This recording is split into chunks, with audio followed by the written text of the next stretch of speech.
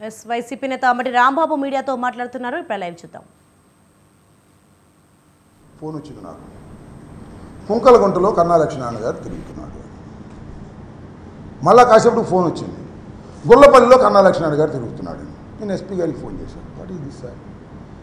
నన్నేమో తిరగొద్దన్నారు. నేనేమో ఒక లా అబైడింగ్ సిటిజన్గా, ఒక మంత్రిగా, నాకు సెక్యూరిటీ ఉన్నా ఇంట్లో కూర్చున్నాను. నా ప్రత్యర్థి తిరుగుతున్నాడు, ఏమిటి ఇది అన్నా. No sir, communication with the gap, ఆ ప్రత్యర్థిని కూడా ఆపేస్తాము అన్నారు. సరే అలా కూర్చున్నాను. చాగంటి వారి పాలెంలో కన్నా లక్ష్మీనారాయణ గారి కొడుకంట ఆయన వచ్చాడు. వచ్చి మీ అంతు తేలుస్తామని వార్నింగ్ ఇస్తున్నాడు. అక్కడ నాకు ఫోన్ చేశారు. ఆ తర్వాత అక్కడ సిఐ ఉన్నాడు, రాంబాబు అని ఆయన, నా పేరు గల ఆయనే. ఆ సిఐకి ఫోన్ చేసేటానికి ప్రయత్నం చేశాను, ఫోన్ ఎత్తలేదు. తర్వాత మళ్ళా ఎంపీపీ ద్వారా ఆ ఫోన్ ఇవ్వమన్నా. అతను ఏదో రెచ్చిపోయి మాట్లాడాడు. నేనేంచిన అతనే నా దగ్గరికి వస్తేనే నేను రికమెండ్ చేశా. ఆ రోజుల్లో ఆ రాంబాబున చాలా అగ్లీగా మాట్లాడేటువంటి పరిస్థితి కనిపించాడు. ఏంటి ఆయన అగ్లీగా మాట్లాడుతున్నావు? You are not a rowdy, you are a police officer, why you are talking like that? నేనే వస్తున్నాను అక్కడికి. నేను వెళ్ళాను. ఎందుకంటే నేను వెళ్ళకూడదనుకున్నాను. ఇక్కడే ఎస్పీ గారు చెప్పాడు కాబట్టి ఉండాలనుకున్నాను. అవతల కన్నా లక్ష్మీనారాయణ తిరుగుతున్నాడు, కన్నా లక్ష్మీనారాయణ కొడుకు నాగరాజు తిరుగుతున్నాడు. నేను వెళ్ళకపోతే నా క్యాడర్ ఒప్పుకోరని నేను అక్కడికి వెళ్తే అక్కడి నుంచి బయటకు వచ్చాడు. పెద్ద పోలీసు ఇది ఉంటారు కదా, ఈ మధ్య స్పెషల్గా వచ్చారు ఆర్మీ, వాళ్ళని తీసుకుని అక్కడికి వెళ్ళాడు. వెళ్ళి అక్కడ వాళ్ళందరినీ కొట్టించాలనే ప్రయత్నం చేశాడు. ఈ రాంబాబు అనే వ్యక్తి సిఐఎఫ్ రూరల్ నా టైంలోనే ఇక్కడికి వచ్చాడు.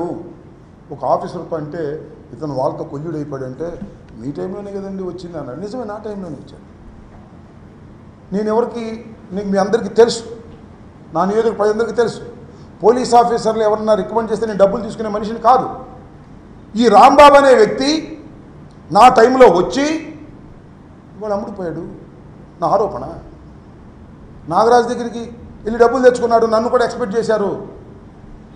క్యాండిడేట్ నన్ను చాలామంది అడిగారు, ఏమంటే పోలీసులకి ఏదో డబ్బులు ఇవ్వాలంటని. No, I'm a minister.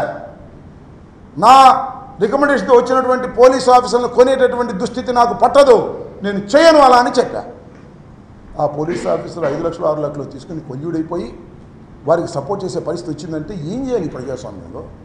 ఒక మంత్రిగా, ఒక సిన్సియర్గా పనిచేసిన మంత్రిగా, పోలీస్ ఆఫీసర్ల పోస్టింగ్లో డబ్బులు తీసుకొని మంత్రిగా ఏం చేయాలి అని అడుగుతా ఉన్నా.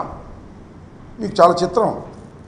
దమ్మాలపడేనే గ్రామంలో ఒక బూత్లో ఈ రాంబాబు అనే వ్యక్తి అక్కడ ఒక పోలీసుని పెట్టాడు. మళ్ళీ అవతల ఉన్న బూత్, నాకు అనుకూలంగా ఉండేటువంటి బూత్, రెడ్డీస్ ఉంటారు, అక్కడ మాత్రం 6గురిని పెట్టాడు. This the plan. డబ్బులు తీసుకుని ప్లాన్ చేసే పరిస్థితి. ఈ బూత్లో ఏం చేశారు? వచ్చితే ఓటర్ వేయడానికి వస్తే స్లిప్ తీసుకుని ఎంపీకి వేయండి మీ ఇష్టం వచ్చే వాళ్ళకి, ఎమ్మెల్యేకి మాత్రం కన్నాకు మేమే నొక్కుతాం అని నొక్కాడు. సుమారుగా 1000 ఓట్లు నొక్కారు అక్కడ. I'm going to report to the election officer. Repoll కోసం అడుగుతున్నా, ఏం చేస్తారో చూద్దాం. నారినిపాడు మా అల్లుడు Upesh is a chief election agent. వెళితే అద్దాలు బాగుకొట్టారు. ఫోన్ చేస్తే ఎత్తరు పోలీసులు, వెళ్ళమంటే వెళ్ళరు. Colluded with Narinipadu Telugu Desam group, వాళ్ళతో కొల్యూడ్ అయిపోయి డబ్బులు తీసుకుని. ఆ సిఐ అందరినీ అంటలే నేను, ఆ CI Rambabu colluded with Telugu Desam. అదేమంటే మీరేం జరగా అంటున్నారు, అది వేరే అంశం. Colluded with Telugu Desam, taking money purchased by Telugu Desam, is doing like that. ఏంటి ఇంకా ప్రజాస్వామ్యంలో రక్షణ లేకపోతే? అయ్యా ఓటేస్తుంటే కొడుతున్నారు, నాకు రక్షణ కావాలి అని అడుగుతుంటే పోలీసులు ఫోన్ చేస్తే పంపనటువంటి దుస్థితిలో ఉన్నామే. 1 కాదు 2 కాదు, కుంకలగుంట, చీమల మర్రి, నారినిపాడు, తమ్మాలపాడు, తొండపి, ఇది మన గుళ్ళపల్లి, మాదల, ఇవాళ కూడా మాదల్లో జరిగే పరిస్థితి కనిపిస్తా ఉంది. What is this? మీరు మార్చారు పోలీస్ ఆఫీసర్లు, ఎలక్షన్ కమిషన్ సిన్సియర్గా చేసేవాళ్ళని పెట్టారు మీరు. ఏంటి జరిగిందని అడుగుతా ఉన్నా. Review it. పోలీస్ ఏం చేసిందనే దాని మీద రివ్యూ జరగాలి ఎలక్షన్ కమిషన్ అని కూడా మనం చేస్తున్న దుర్మార్గమైనటువంటి రాజకీయాలు చేశారు. ఇవాళ మేము ప్రభుత్వంలో ఉన్నామో లేదో మాకు అర్థం కానటువంటి పరిస్థితి. న్యూట్రల్ అపోజిషన్లో కూడా మాకు ఇంతకన్నా బాగా జరిగిందని కూడా మనం చేస్తున్నాం. ఆర్తనాదాలు చేస్తున్నటువంటి వైసీపీ కార్యకర్తలకి పోలీసుల్ని పంపలేని దీన స్థితిలో ఇవాళ మేము ఉన్నాం అభ్యర్థులు అంటే నాకు నిజంగా బాధేస్తుంది, గుండె తరిగిపోతుందని కూడా మనం చేస్తున్నాం.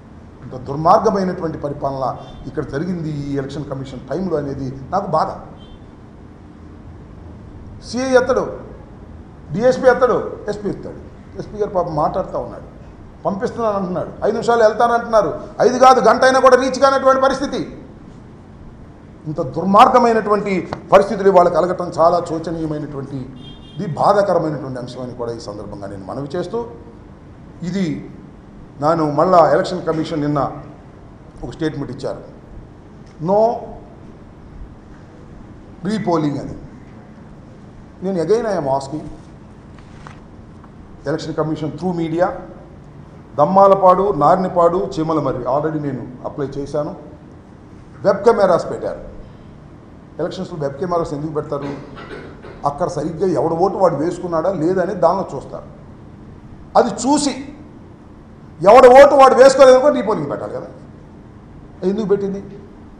I request the election commission of Andhra Pradesh, please verify the web cameras and give the decision. Don't take మేము ఈ రీపోలింగ్ పెట్టము అనేది ప్రజాస్వామ్యంలో కరెక్ట్ కాదు. మా విన్నపాలు తీసుకోండి, తీసుకొని పరిశీలించండి. పోలింగ్ ఆఫీసర్స్ కూడా కొల్యూడ్ అయిపోయారు కొన్ని చోట్ల పోలీసులతో పాటు. డబ్బులు ఇచ్చారో, బెదిరిపోయారో, భయపడ్డారో, వాళ్ళు చెప్పినట్టు విన్నారు, వాళ్ళు రాయలేదు పుస్తకంలో. అది కాదు ప్రధానమైంది. You see the web cameras. Web కెమెరాలో చూసి ఎవడి ఓటు వాడు వేసుకుంటే మాకేం అభ్యంతరం లేదు. అందరి ఓటు ఒకడే నొక్కుతుంటే దాన్ని మీరు ఎలా లేవ చేస్తారు? వెబ్ కెమెరాలు పెట్టింది ఎందుకు? దయచేసి I request the election commission, go through the web cameras. మేము ఎక్కడైతే మేము కంప్లైంట్ ఇచ్చామో అవి ఒక్కసారి వెబ్ కెమెరా చూడండి. చూసి దానిలో తప్పు జరిగిందని స్పష్టంగా కనిపిస్తే రీపోల్ చేయాల్సినటువంటి బాధ్యత ఉంది ప్రజాస్వామ్యం ఇదని కూడా ఈ సందర్భంగా నేను మనవి చేస్తున్నా.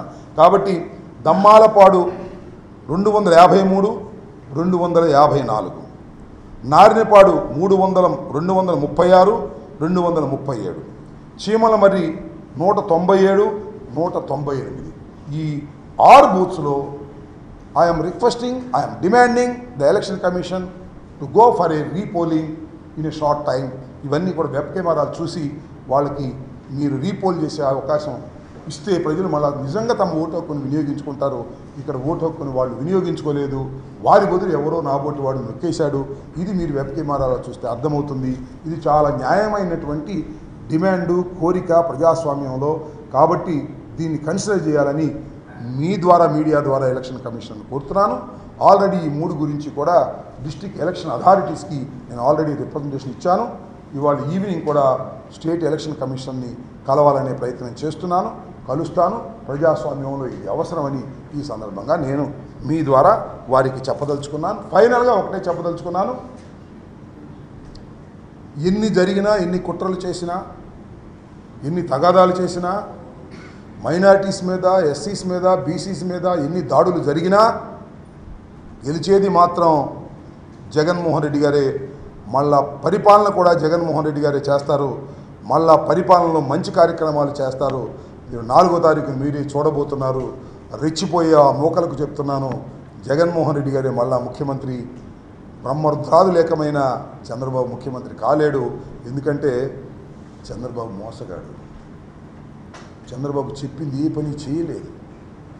14 సంవత్సరాలు చంద్రబాబు ప్రజల్ని మోసం చేశాడు. మేనిఫెస్టో పెట్టి మేనిఫెస్టోలో మోసం చేశాడు, ఒక్కటి కూడా చేయలేదు.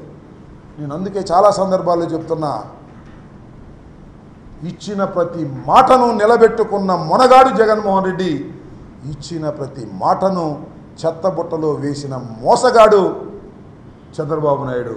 కాబట్టి గుర్తుపెట్టుకోండి, మోసగాన్ని గెలిపిస్తారా, మొనగాన్ని గెలిపిస్తారో ప్రజలు ఆల్రెడీ బాక్సుల్లో ఓట్లు వేశారు, చూస్తారు. మొనగాడే ఈ రాష్ట్రంలో గెలవబోతున్నాడు. మళ్ళా ఆ మొనగాడే మళ్ళా పరిపాలన చేయబోతున్నాడు. మళ్ళా మొనగాడే అభివృద్ధి కార్యక్రమాలను, సంక్షేమ కార్యక్రమాలను ప్రజలకు అందించబోతున్నాడు. 4వ తారీఖు 12 గంటలకు మీరందరూ చూడబోతున్నారని కూడా ఈ సందర్భంగా తెలియపరుస్తున్నాను. Thank you very much.